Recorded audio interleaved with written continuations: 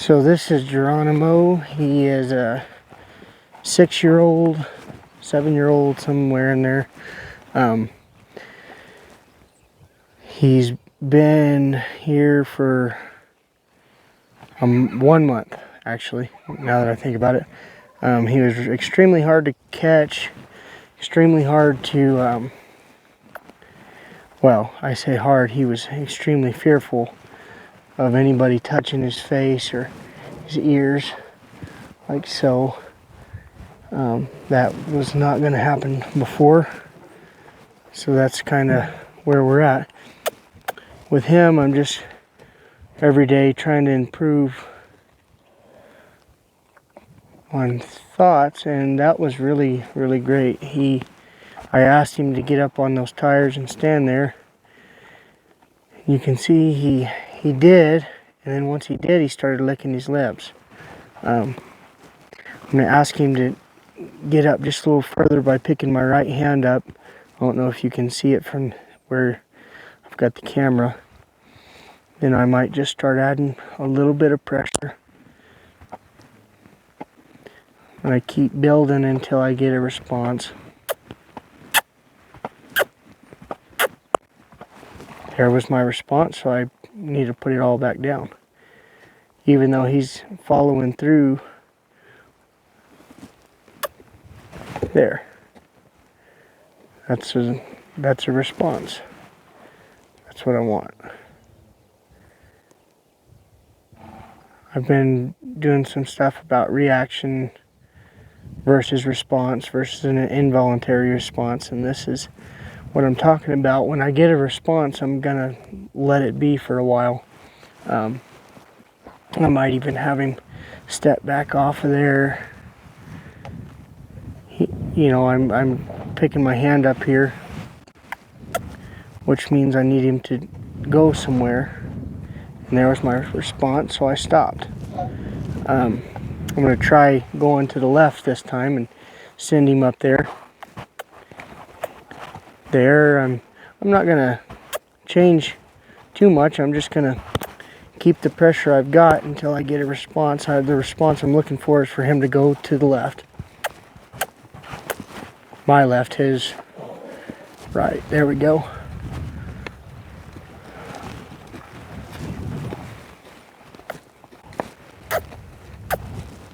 So he started going backwards. I'm just going to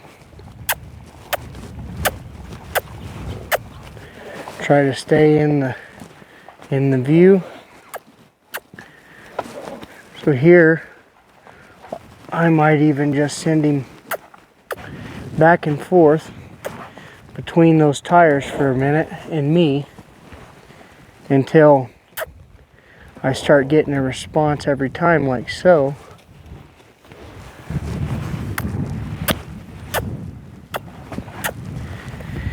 And these tires are good for a lot, but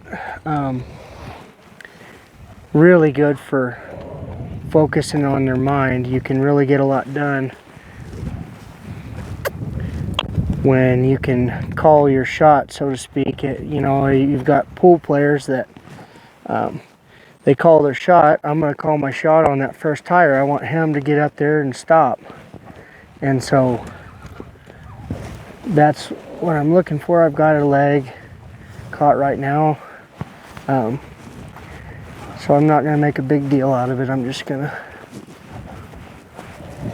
work up here until I can get him untangled. And he was such a spooky guy.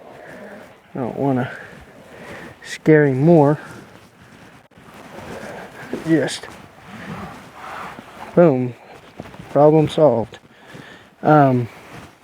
What I want is to call my shot and say I want him up there and I want him to stop. Good. Then I'll take my pressure off, and my pressure was me raising my hand and pointing. You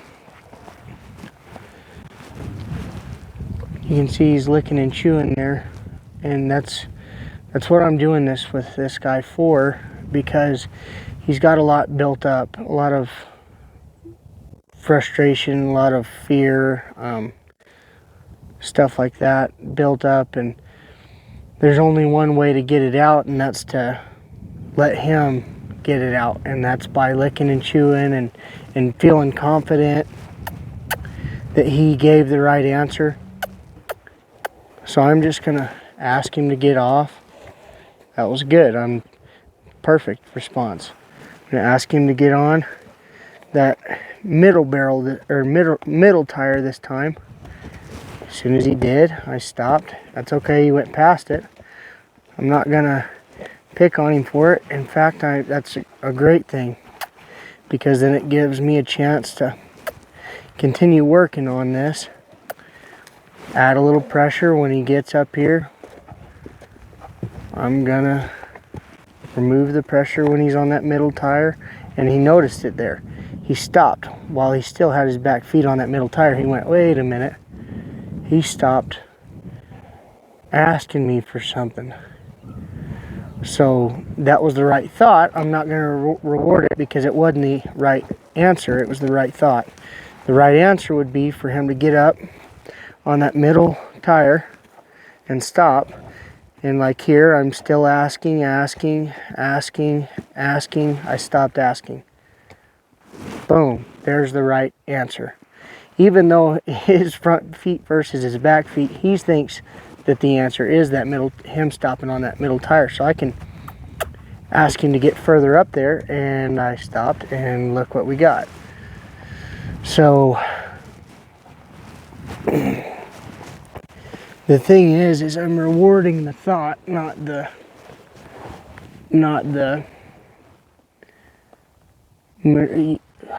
maneuver is the wrong word, but the position on the tire, so to speak. Doesn't matter if it's his front feet or his back feet on there. If it was just his fronts or just his backs, I might wait just a moment and give him a release while he's up there, and then once he's had a moment to think about it, I'll send him back around and give him another chance to stop all four on there, like so. And then once he does that, then I'll really give a big release.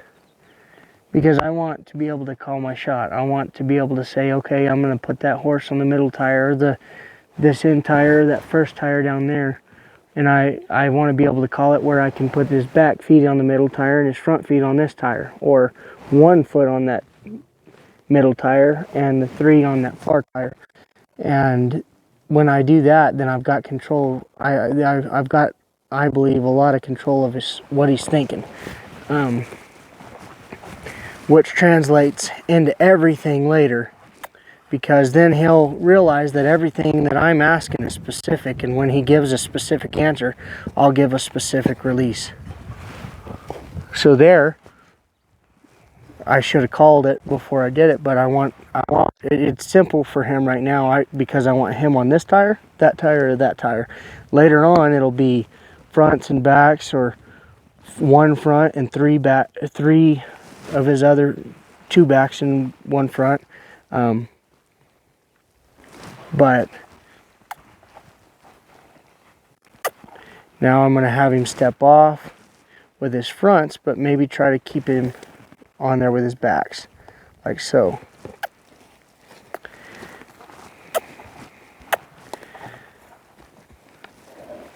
So I'm going to ask him to go to the first tire and then release. First tire, release. Good, that was the answer. Here in a second, I'll ask him to go to that middle tire, and then I'll release whenever he gets on it. And we'll do the same thing for the last tire. But I really want to be able to start calling my shot. So, for instance, I'm going to release whenever that first foot steps up there, so that I can start doing that. And I'm going to start gaining control over where he places those feet with my cue. So I'm going to ask him to get up there with all 4 now. There. Perfect. I'm going to go, after he's had a minute to soak that in, I'm going to go to this last tire.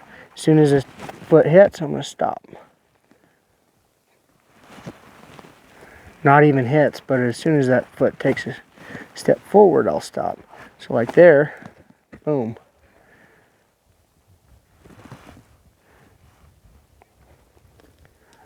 That's great. Now I'm going to ask him to step down.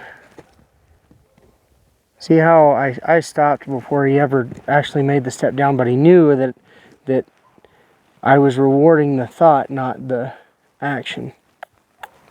So he's never went up the tires this way, but we're going to try him. You can see, I give him a second to think about it. Like I said, he's never been up them this way. There we go. Perfect, and look at that lick and chew. The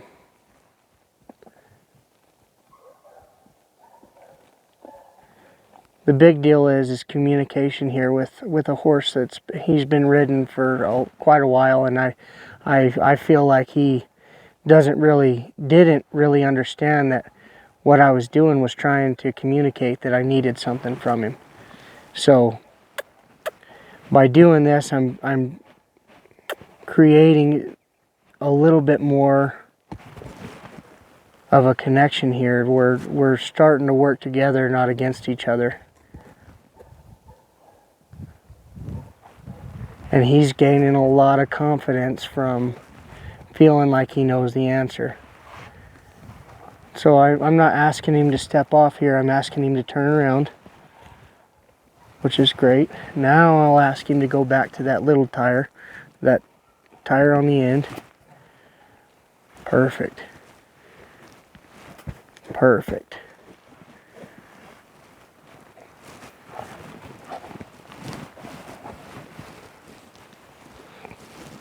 You can see that big old nasty scar here. It's been just trying to close up still.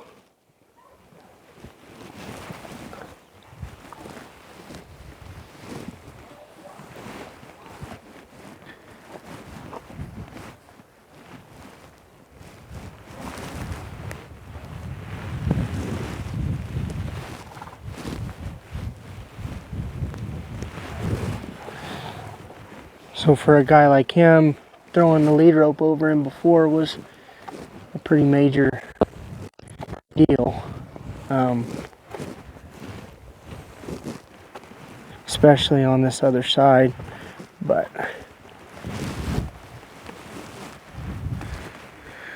we're just trying to create good thoughts.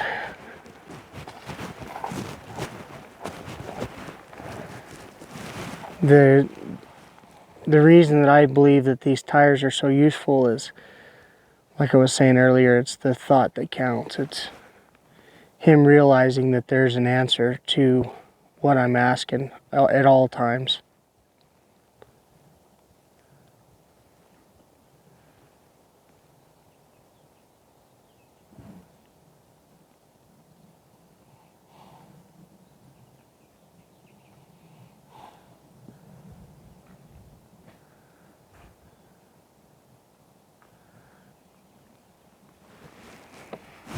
Anyways, thank you.